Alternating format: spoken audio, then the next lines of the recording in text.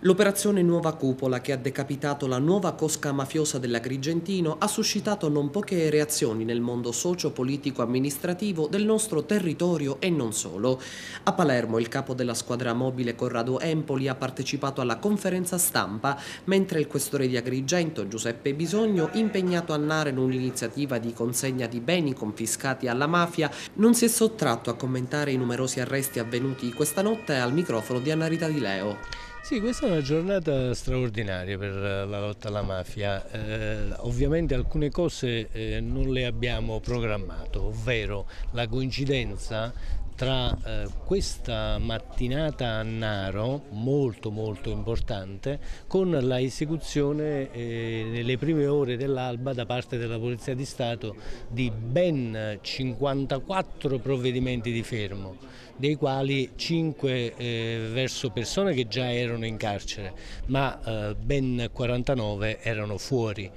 E quindi significa questo la dimostrazione di un apparato investigativo attento, attrezzato, capace di comprendere che all'indomani dell'arresto di un capomafia bisogna immediatamente ripartire per vedere e sentire che cosa avviene sul territorio, e questo, diciamo, è ciò che è avvenuto, e a distanza poi di un anno e mezzo dall'inizio delle indagini si è avuto questo importante momento di esecuzione di provvedimenti, grazie ovviamente alla grande regia della Direzione Distrettuale Antimafia di Palermo.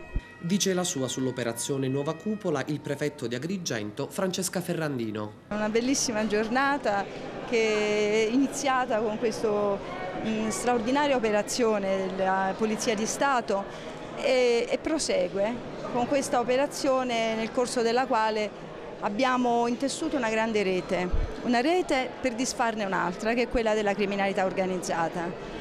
Una rete che vuole essere un primo passo.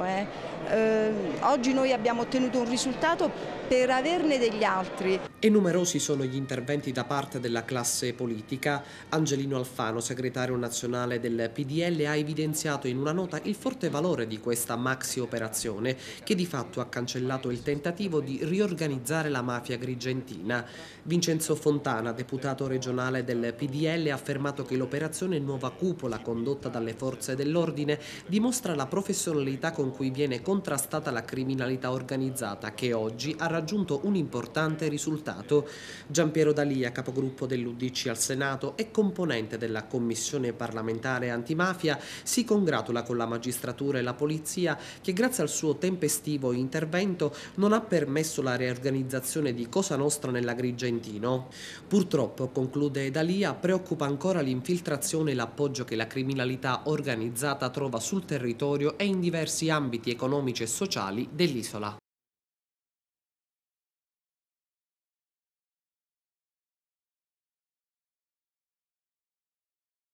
Le riforme che non ha fatto, questo governo regionale non è nella condizione di farlo, e per questo noi ci siamo chiamati fuori, ritagliandoci un ruolo di opposizione costruttiva nell'interesse della regione, ma non confondendoci in una mischia che nulla ha a che vedere col terzo polo e con l'interesse dei siciliani.